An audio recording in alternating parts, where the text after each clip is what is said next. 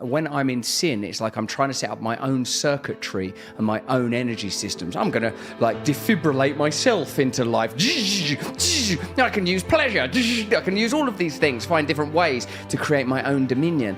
I understand the satanic aspect of that now. Russell Brand describes sort of the spectrum of narcissism or self-serving on one end and then true spirituality on the other end. Inside of those two data points, he also covers a number of other important, relevant topics that I'm honestly extremely happy to hear him describing. Then at the end, I'm going to give you guys several scriptures that kind of support what he's saying to show you that this is not just Russell Brandianity, but this is actually biblical, what he's saying here. So with all of that said, let's dive in. Let's do it. I suppose all personal narcissism might in its own way be certainly an attempt to be your own God. And even if you don't want to go as extreme as narcissism, self-centeredness or individualism. Not saying that we're not all individual and that there isn't a great beauty in our diversity and our distinctions and our differences.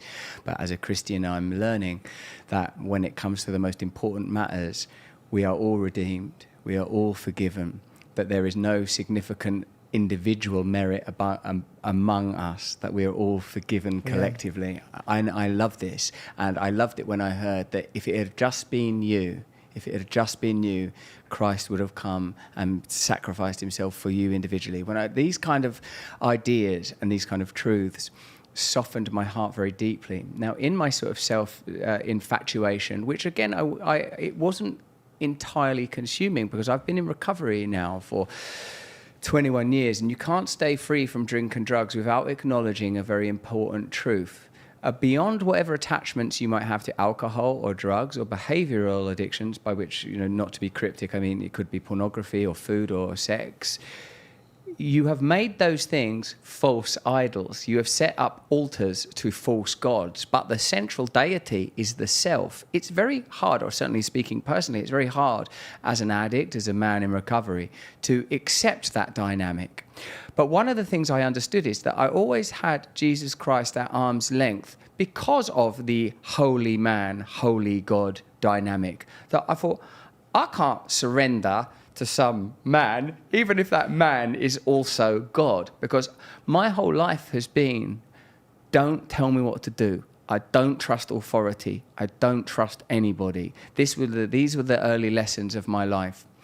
Now, the reason I'm excited that you mentioned Paul is because since actually doing something so intrepid and ludicrous as reading the Bible, instead of I just thought, I know what's in there. I sort of somehow thought I knew it anyway. I've always thought that. I'm quite clever. I'll guess I get the idea. Yeah, died, born, redemption, Father, Son, Holy Spirit. I get it. Now, when I actually read it, turns out it wasn't what I thought it said in there. And in the figure of Paul, I found so much inspiration and excitement and warmth and compassion, and indeed, obviously, with the first apostle or significant apostle to transform posthumous to Christ's physical life, the opportunity for someone that's full-on 100% committed to the persecution and destruction of Christians to become the number one. This is my deal. I'm going to spread this everywhere, day and night, through every possible permutation, jails, trials, shipwrecks, earthquakes, you name it, I'm into it. There's something like a book of Acts, and then the subsequent letters. Blown my mind. It's blown my mind because of the character of Paul. Sometimes I think, well, man, that's just a human being, like me. I can get into that. So I've gone from thinking that I am Jesus to recognizing I need Jesus and wanting to be like Paul, wanting to be live for this thing, live for it like you need a revolution, live for it like not Christianity so I can fit in with the world, but Christianity so that I can become who I am in relationship to him, that we might change the world together with humility. First humility before honor. Raining down on me. I'm sort of being changed all the time. Well, remember the word became flesh and then it went back to being the word. So when you have passion, you look for Jesus like it's hidden treasure, you'll find him. It's the man who doesn't want to find. That's why the scripture says the eyes and ears that want to see and want to hear. When you go from all the way from the Messiah complex to actually worshiping the real Messiah, how do you have compassion now for people that are like hurting you? Because when you look at what Jesus did for you, even when you were the 99 and that sheep that ran away, and how he still loved you, and even though your own family may have not protected you, he still did, and he still brought you to the life that you needed. Do you have a different type of eyes to a man that harms you now? Do you see differently at your enemies? Yeah, I suppose you. I mean, as C.S. Lewis said, you have to forgive yourself because he forgives you. And why would we not forgive others? I can't set myself up as a higher tribunal than God. Forgiveness is a precondition. Now, even from a pre-Christian perspective, I understood the necessity of forgiveness from a practical perspective. So I'm not talking about from the sacred or the soteriological, I think is a word, the study of life after death. I'm talking about it from a purely practical perspective. If I'm holding on to resentment or if I'm condemning others, it's difficult for me. Now, I experience still a lot of resentment. I do that. I do set myself up as a higher tribunal. I do occasionally reposition myself at the head of the altar. I continually do it. That seems to be the tension and dynamic that defines my life. Surrender absolutely to God. Oh no, I'm back in charge again. Like I read the other day, Luke 10:18, that I was there when Satan was cast out of heaven like lightning. I've given you the gift now, I'm paraphrasing, to walk among scorpions and snakes and cast out demons in my name. But remember, it's because your name is written in heaven. When I read that, there was so much that struck me hard. One, the casting of Satan out, because I understand Satan to be the kind of principle, as it were, the archetype of setting myself up as God, that Satan wants his own principality, that me, when I'm in sin, it's like I'm trying to set up my own circuitry and my own energy systems. I'm going to like defibrillate myself into life.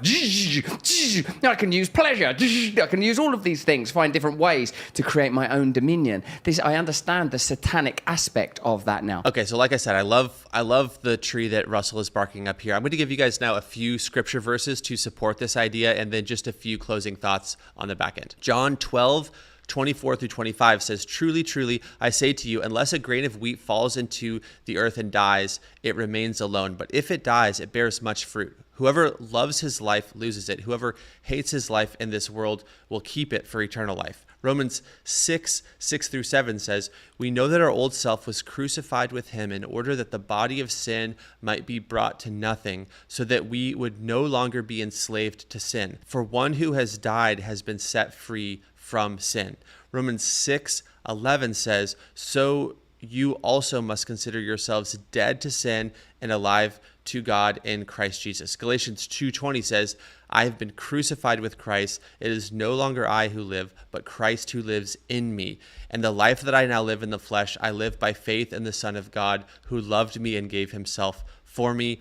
Galatians 5:24 says, "And those who belong to Christ Jesus have crucified the flesh with its passions and desires." Colossians 3:3 says, "For you have died, and your life is hidden with Christ in God." And lastly, Philippians 1:21 says, "For to me to live is Christ, and to die is gain." So here you can see a handful of different scriptures that actually support this idea that is so central and so huge, which is basically the idea that there must first be a death to self, as Russell Brand put it, the central deity. The self must no longer be the central deity for the individual in order for Christ to truly reign and get access to the human heart in such a way that he can begin to actually bear good fruit within us and actually bring about within us the resurrection life that he intends to do. We are faced with this huge choice that we have to make. We are either going to fundamentally worship ourselves in some capacity, or we are going to allow Christ to take his throne in our hearts and actually choose to live for Jesus and let him have control over our lives as opposed to us having control over our lives. That really is the central paradigm within the beginning of Christian life. There's, again, like I said, the spectrum between, on one hand, narcissism, where self is central, and then that death to self that brings about true, real, and abundant life. In the same way that a seed going into the ground must first die in order for it to bear the fruit of eternal life that it is bearing, so it is for every Christian who is born again. If you are in that place where Russell was pre-Christ, I encourage you to do the same. Read the Bible, crack open the New Testament, read the Gospel of John. Come with an open mind. Don't come with bitterness, anger, church baggage, the things that you could project onto Jesus himself, but just come with an open mind. Read about the life and ministry and death and resurrection, and read the red letters. Read the words of Jesus for yourself with an open mind. And let me know what happens in the comments. Give yourself a month challenge. Read the Gospel of John. And then let me know how it goes. All right, see you guys in the next video.